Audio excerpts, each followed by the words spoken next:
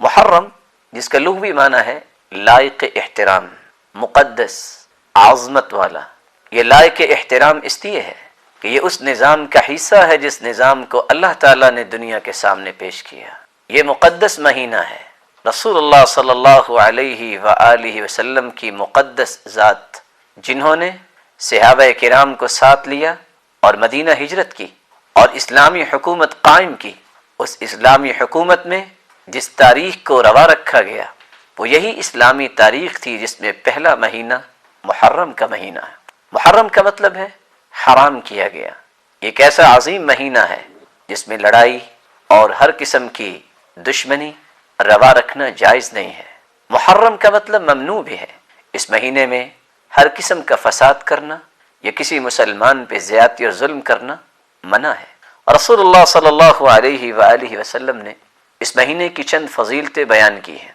سب سے پہلی فضیلت اسلامی سال کی ابتدا اسی مبارک مہینے سے ہوتی ہے، بلکہ یوں کہیے محرم ہجری کیلنڈر کے مطابق سب سے پہلا مہینہ ہے جس سے اسلامی سال کا آغاز ہوتا ہے. 17 ہجری میں رسول اللہ صلی اللہ علیہ وآلہ وسلم کے جانثار صحابی ابو موسیٰ اشعری رضی اللہ تعالی عنہ نے خلیفہ راشد عمر بن خطاب رضی اللہ تعالی عنہ کو اس بات کی توجہ دلائی کہ ہم اسلامی تاریخ کا آغاز چونکہ کر چکے ہیں تو ہمیں اپنے سارے کے سارے سسٹم کو اس تاریخ کے مطابق ہی چلانا چاہیے. چنانچہ خلیفہ راشد عمر بن خطاب رضی اللہ تعالی عنہ نے مشورہ کمیٹی میں اس مشورے کو رکھا جس پر علی المرتضی رضی اللہ تعالی عنہ اور عثمان رضی اللہ تعالی عنہ کے مشورے پر اس تاریخ کو رائج کیا گیا. مکہ سے مدینہ ہجرت ذی الحجہ کے آخر میں ہی تھی. اسلامی حکومت کا جو نیا مہینہ شروع ہوا سب سے پہلا مہینہ محرم کا مہینہ تھا. تو رسول اللہ صلی اللہ علیہ وآلہ وسلم کے صحابہ کے مشورے سے اسلامی سال کا پہلا مہینہ محرر ہی قرار دیا گیا. دوسری فضیلت یہ حرمت والا مہینہ ہے.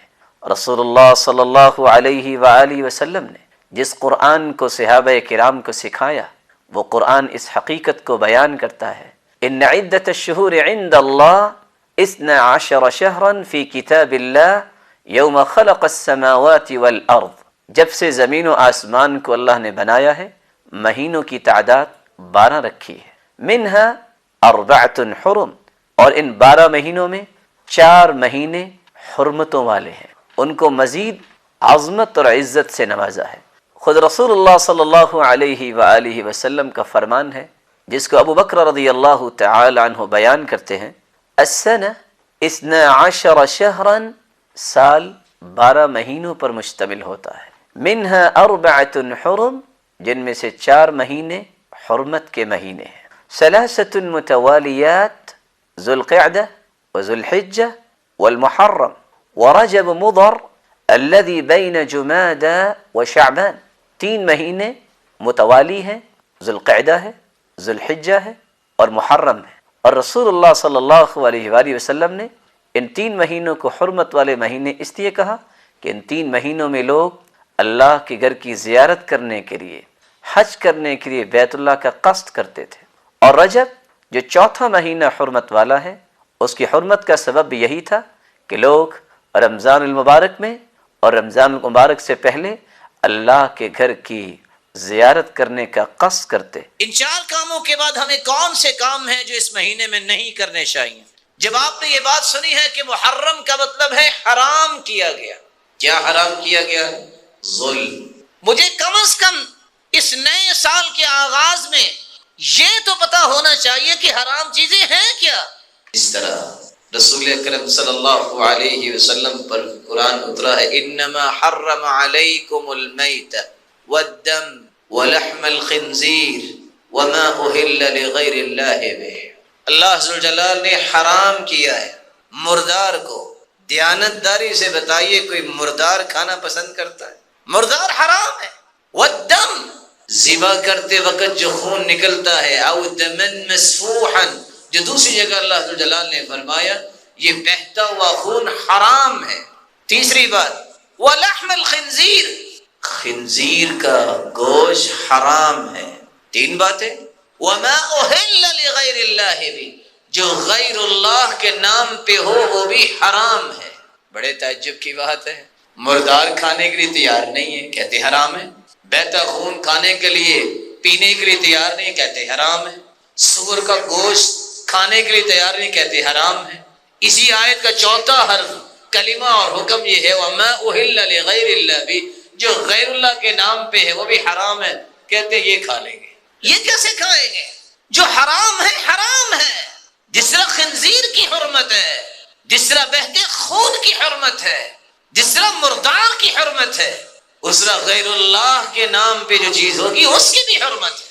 اس لیے پیٹ کا جہنم بھرنے کے لیے حلت و حرمت کا احساس کیا گیا، جو حرام ہے اس کو حرام سمجھے۔ رسول اللہ صلی اللہ علیہ وآلہ وسلم نے اسے فرمایا تھا من ذبح لغیر اللہ فقد اشرک، جس نے غیر اللہ کے نام پہ ذبح کیا اس نے شرک کیا ہے۔ جو اللہ کے نام پہ ہے ہی نہیں ہے وہ کیسے کھائے گا مسلمان؟ ان اللہ حرم علیکم عقوق الامہات، اللہ عز و جلال کے پیغمبر فرماتے ہیں لوگوں، والدین ماؤں کی نافرمانی کرنا حرام ہے۔ تمہیں مردار تو نہیں کھانا ہوتا کہ حرام ہے، تو ماؤں کے ساتھ بدتمیزی کرنا یہ حلال ہے؟ یہ تمہاری تعلیم اور دانش جس کو اپنے تو آئی تم سمجھتے ہو کہ بس میری ڈگنیٹی فال نہیں ہونی چاہیے، یہ ڈگنیٹی ہے کہ ماں کو گالیاں دو؟ فتوے پوچھنے والے پوچھتے ہیں کہ ماں کو گھر سے نکال دیا اس ظالم نے کہ اس کے پاس ڈگری آ گئی ہے۔ یہ حرام خور جو ہے اس کو اگر علم کا پتہ ہوتا تو سب سے زیادہ اللہ کے بعد ماں کو عزت دیتا۔ ان اللہ حرم علیکم عقوق الامہات، ماؤں کی نافرمانی بھی حرام ہے۔ کوئی کہتا ہے جی ماں کی تو بات میں مانتا ہوں، باپ کو میں دیکھنا پسند نہیں کرتا۔ تمہاری اصلیت اور حقیقت کیا ہے؟ اللہ کے رسول نے فرمایا تھا الوالد اوسط ابواب الجنہ، یہ باپ تو جنت کا درمیانہ دروازہ ہے۔ اس بات کو سمجھانے کے لیے بلکہ سمجھنے کے لیے میں گزارش کروں گا، آپ نے کبھی دیکھا ہوگا کوئی بڑی فیکٹری ہو تو درمیانہ دروازہ بڑا ہوتا ہے کہ سائڈ کے دروازے؟ بولیے، یہ ہے اصل دروازہ۔ ماں کے قدموں تلے جنت ہے تو اس جنت کا دروازہ یہ والد ہے، اس سے گزر کے ہی جانا ہے نا تم نے ماں۔ اس لیے یہ بات بھی سمجھنی چاہیے، ماں کے قدموں تلے جنت ہے، لیکن اللہ دعا رد نہیں کرتے اولاد کے حوالے سے، تو وہ باپ کی دعا رد نہیں کرتے۔ آپ حدیثوں کو پڑھیے، اس کا مطلب یہ نہیں ہے کہ ماں کی دعا رد ہوتی ہے، اللہ اس کی بھی قبول کرتا۔ دعوت الوالد لولدہ، یہاں دعوت الوالد کے الفاظ آئے۔ جہاں تم کہتے ہو کہ سب ماں کا ہی صدقہ ہے، وہاں کہنا چاہیے یہ اللہ کی رحمت ہے۔ گاڑیوں کے پیچھے لکھا ہوتا ہے، یہ کون سی دانش ہے؟ کبھی بھی اللہ ذوالجلال کی توحید میں فرق نہیں آنا چاہیے۔ یہ ساری میری ماں کی دعا ہے، نہیں، یہ ساری میرے رب کی رحمت، یہ میرے باپ کی سرپرستی ہے، نہیں، یہ میرے رب کا کرم اور عنایت اور اس کا فضل ہے۔ صرف ایک صحابی نے اللہ کے رسول کو اتنا کہا تھا ما شاء اللہ وشئت، ہوگا وہ جو اللہ چاہیں گے اور اللہ کے رسول آپ چاہیں گے۔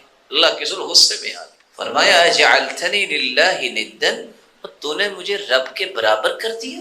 قل ما شاء اللہ، یہ کہو کہ ہوگا وہ جو اللہ چاہے گا، ثم شئت، پھر اس کے بعد آپ دعا کریں گے، التجا کریں گے، اللہ اسے بھی۔ کبھی بھی ماں باپ کی عظمت میں کمی نہ کرے، اور کبھی بھی عظمت کا بھوت اس طرح نہ اپنے اوپر سوار کریں کہ ان کو رب کی جگہ پہ لے جائے۔ ان اللہ حرم علیکم عقوق الامہات، اللہ عز و جلال نے حرام کیا ہے کہ ماؤں کی نافرمانی نہ کی جائے۔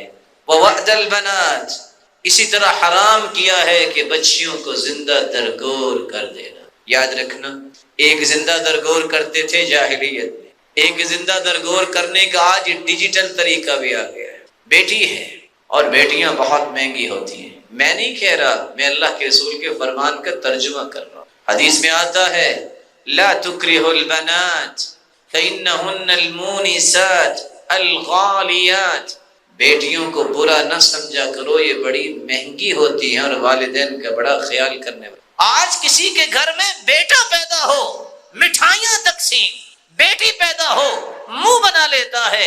اپنے ایمان کی مراجعت کرو، یہی تو تصور جاہلیت میں تھا۔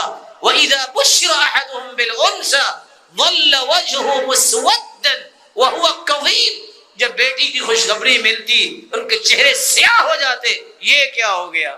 یہ اللہ کے بندے اور بیٹی سے نفرت کرنے والے، تم بھی جس کے بیٹے ہو وہ بھی تو کسی کی بیٹی ہی ہے نا۔ کبھی کوئی ماں سے بھی نفرت کرتا، کبھی کوئی بہن سے بھی نفرت کرتا، کبھی کوئی بیٹی سے بھی نفرت کرتا۔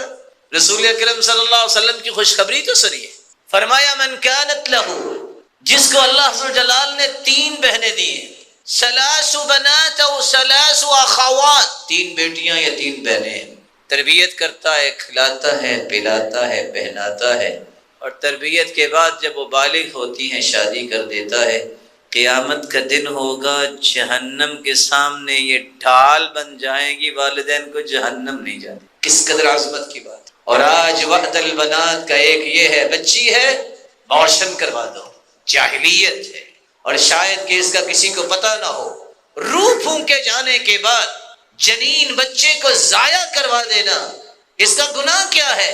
اس کا فدیہ دینا پڑتا ہے، غرۃ عبد او امہ، غلام مرد ہو یا عورت، مگر نہ ہوتا فدیہ دینا پڑے گا اور بیت المال میں جمع کروایا جائے گا۔ ظلم ہے کہ تم ایک جان کو قتل کرواتے ہو صرف جاہلیت کے پیچھے لگ کے کہ بچے 2 ہی اچھے ہیں۔ یہ کسی مسلمان کا نعرہ نہیں ہے، بچے جتنے بھی ہوں اتنے ہی اچھے ہیں۔ اس لیے تو اللہ کے رسول نے جب عورتوں سے بیعت لی تھی تو فرمایا تھا کہ میں بیعت اس بات پہ لے رہا ہوں کہ تم اپنے بچوں کو قتل نہیں کرو گے، شرک نہیں کرو گے، چوری نہیں کرو گے، بہتان نہیں باندھو گے، اولاد کو قتل نہیں کرو گے۔ اللہ ذوالجلال سخت ناراض ہوتے ہیں کہ بچے کو صرف اس وجہ سے قتل کرتا ہے کہ کل کو میرے ساتھ بیٹھ کے کھائے گا تو میں کہاں سے کھلاؤں گا۔ اللہ تمہیں ہدایت دے، تمہیں بھی کھلانے والا اللہ ہے۔ جو جان آتی ہے وہ اپنا رزق لے کے آتی ہے، وہ تمہارے پلے تو ہے ہی کوئی۔ بچہ دنیا میں بعد میں آتا ہے، اس کی پلاننگ پہلے ہو چکی ہوتی ہے۔ جب بچہ 4 مہینے کا ہوتا ہے، فرشتے کو اللہ بھجواتے، یؤمر باربع بکتب اجلہ ورزقہ شقی او سعید، لکھا جا چکا ہوتا ہے۔ اللہ فرماتے ہیں اتنی اس کی عمر ہوگی، اتنا اس کا رزق ہوگا، آخری لقمہ جو ہے اور آخری پانی کا گھونٹ جو ہے جب تک وہ کھا نہیں لیتا اور پی نہیں لیتا اسے موت نہیں آئے۔ یہ تو جاہلوں کے تصور تھے جس کے پیچھے لگ کے آج امت برباد ہوگی اور اولادوں کو اسی طرح جو ہے وہ دفن کرتے جا رہے ہیں۔ اور کچھ لوگ زندہ بھی رکھتے ہیں لیکن شیطانی تعلیم دے کر، نہ نماز ہے، نہ روزہ ہے، نہ اللہ اور اس کے رسول کی بات ہے۔ اولاد تو ہے لیکن دنیا جہان کی ذلتیں ہی ذلتیں ہیں۔ کوئی تہریہ ہو گیا ہے، کوئی اللہ نعوذ باللہ اللہ اور رسول کو گالیاں دینے والوں میں شریک ہو گیا ہے، وہ کدھر ہے؟ یہ اولاد کے ساتھ ظلم کرنے والے قیامت کو حساب دیں گے۔ اس اولاد کو اتنی تعلیم دو کہ وہ رب سے جڑے، رسول سے جڑے، صحابہ سے جڑے، آخرت انہیں یاد ہو، انہیں پتہ ہو کہ ہم نے زندگی خوبصورت کیسے گزارنی ہے۔ جس کو اتنا احساس نہیں ہے کہ میرا خالق کون ہے، میرا مالک کون ہے، میرے لیے رول ماڈل کون ہے، مجھے کس کی زندگی کو سامنے رکھ کے زندگی گزارنی ہے، میں نے اللہ کے سامنے پیش بھی ہونا ہے، اور اس کے بارے میں کوئی منصوبہ بندی نہیں کرتا اپنی اولاد کی، یہ ظلم کر رہا ہے۔ اور دنیا جہان کی ڈگریاں اس کو دلوا دے، یہ ظلم ہی تصور ہوگا جب تک وہ دین پہ نہیں آئے۔ رسول اکرم صلی اللہ علیہ وآلہ وسلم نے فرمایا تھا وَمَنْعٍ وَهَاتٍ، اللہ ذوالجلال نے اس کو بھی حرام کیا ہے۔ کس بات کو؟ بخل کو حرام کیا ہے۔ اس بات کو بھی حرام کیا ہے کہ بس مانگتے ہی رہو، دینے کے لیے تیار نہ ہو۔ اللہ ذوالجلال ان باتوں کو سمجھ کر اس حرمت والے مہینے اور عظمت والے مہینے میں زندگی میں ایسے کاموں کا آغاز کرنے کی توفیق عطا فرمائے کہ جس کے ذریعے، جن اعمال کے ذریعے اللہ راضی ہو جائے۔